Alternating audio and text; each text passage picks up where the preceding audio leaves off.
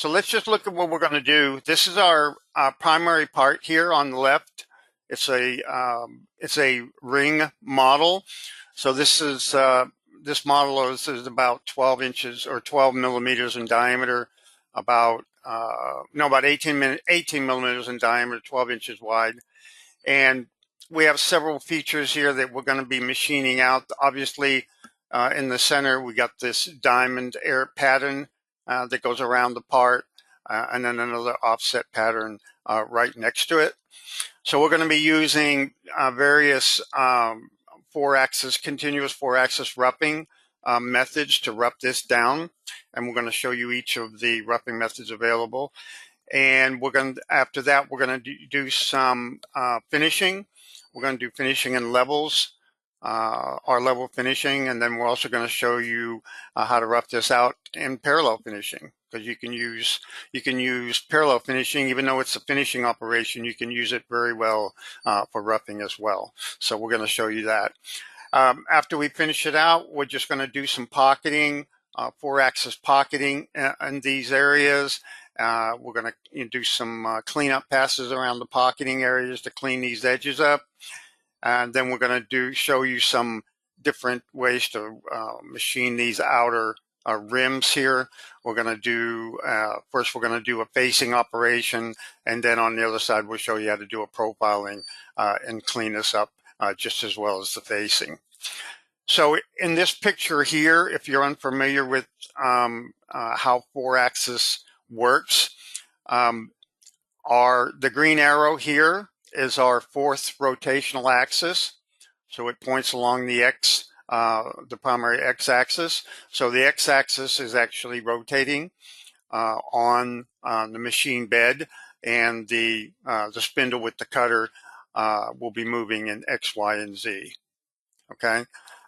Now we're going to be using another model to show you the drive surface machining, and this is a true four-axis method, whereas the rotational axis and the X, Y, and Z, the three axes, are moving in tandem to machine this part.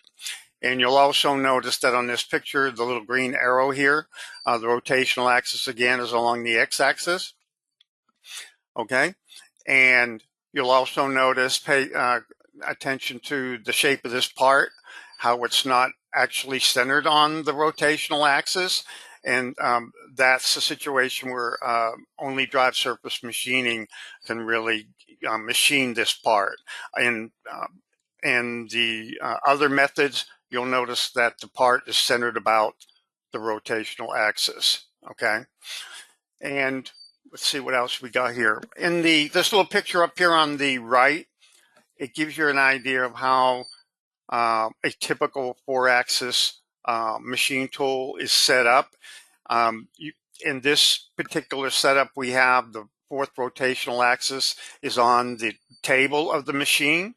So if you look at number 4 here, and you look at the green arrow, similar to these parts, the models over here, you'll see that the green arrow begins on the left side, and it runs along parallel to the x-axis right here, number 1. Okay, so there is another configuration where the rotational axis is actually in the head. Okay, but that's not how our parts are set up for this particular demonstration. In most cases, it'll be along the table, and the spindle, just like a 3-axis spindle. Hey Don, I just want to say a few words about rotary axis being on the head.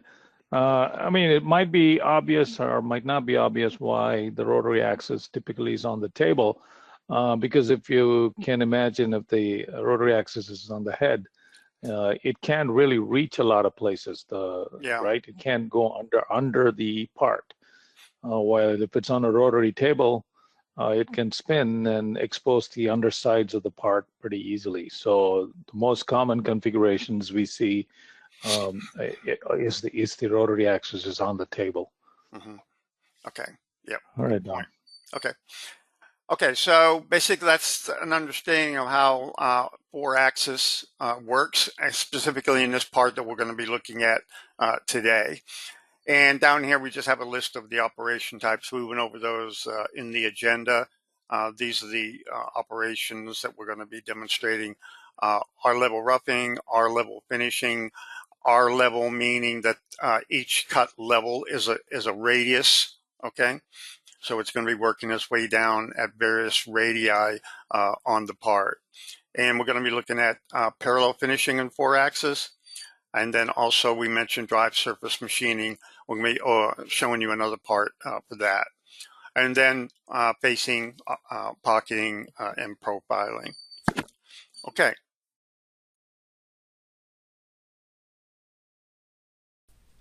Okay. Hello, everyone. I just wanted to extend the webinar a little bit offline because we didn't cover posting in continuous 4-axis. So I'm going to go do this now and show it to you. It wasn't in the live webinar, but we added it to the video. Okay, so basically we have the post set to Haas. We changed that from the webinar part post.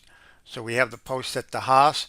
Let's just look at the Haas post processor for multi-axis motions. These are all set, okay? For 4-axis, okay? For the motion section, you'll see everything's set up for multi-axis motion. Let's close that. Cancel that. And we're going to start out by posting the entire setup. So all the operation types will be in the one posted setup file.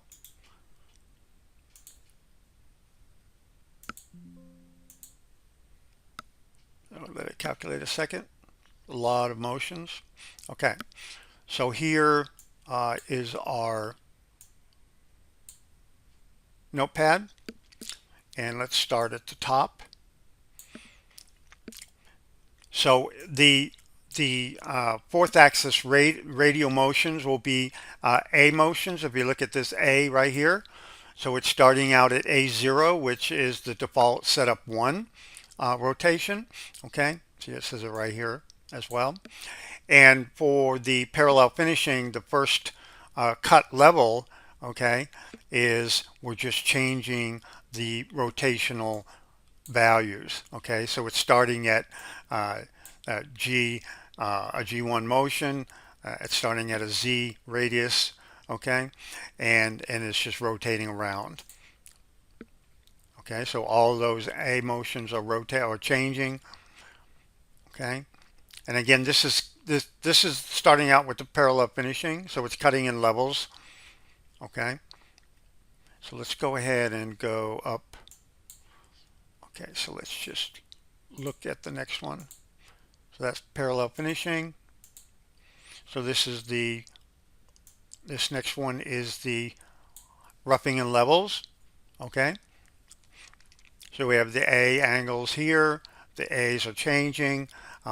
Again, this is in levels. So the X is moving over. It's like a step over, and then the angles are changing. So we have a step over, changing, step over, step over. Okay, the angles are constantly changing. So this is the radial axis rotating.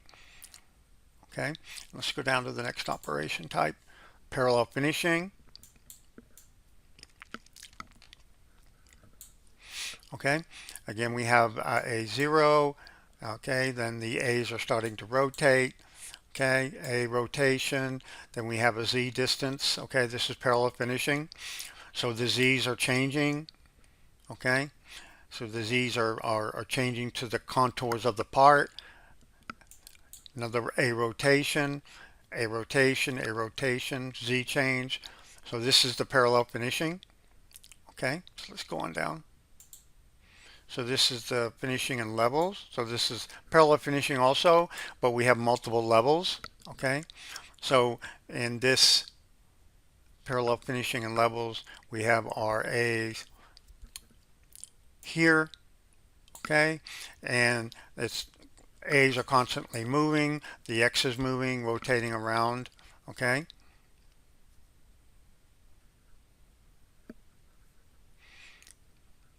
Okay, so we have constant A rotations.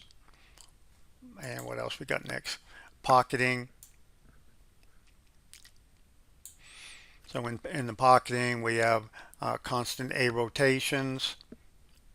Okay, here's our A rotations here. X and Y, I mean X. Okay. Okay, so let's go and do our other part here.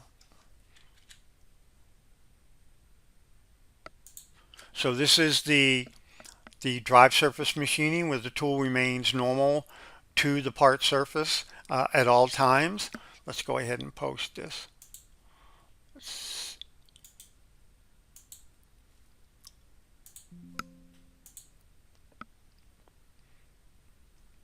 Calculating a lot of motions. There we go. So if we start at the top here, you'll see. Now, for this particular part, we have the cut direction set to along or crossed, I mean. So we got each cut is like a cross section of the part, okay? So the X is not moving. Sorry, excuse me. The tool is not moving in X until it gets to the next cut section, okay? So you'll only see a movement in X at the end of the cut, okay? But you'll see constant movement of the X and the Y. So let's go ahead and look at that post again.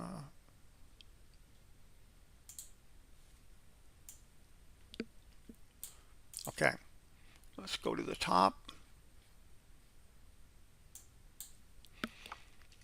Okay, so we have starting out our angle motions, and then we have Y motions and Z motions. As I mentioned, you're only going to have an X motion when the tool moves over to the next cut, okay, the next cut section. Okay, so we have A and Z and angle. So these are all, this is true 4-axis machining.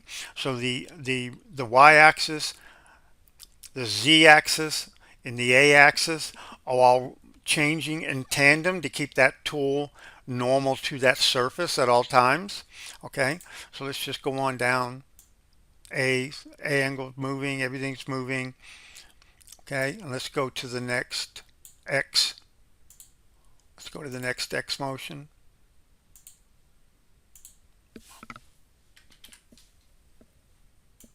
Okay, so here we're doing a step over in X, and we're starting another section of the tool path.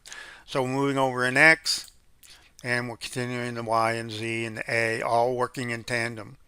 Okay, so let's go down. This is another step over, step over. So these are all step overs. So it's multiple step overs all the way down to the end of the part. Okay. So the key takeaway here is that Y, Z, A are all changing in tandem to keep that tool, tip of that tool normal to this surface at each of these sections. Okay, I hope that helps. Take care. Bye-bye.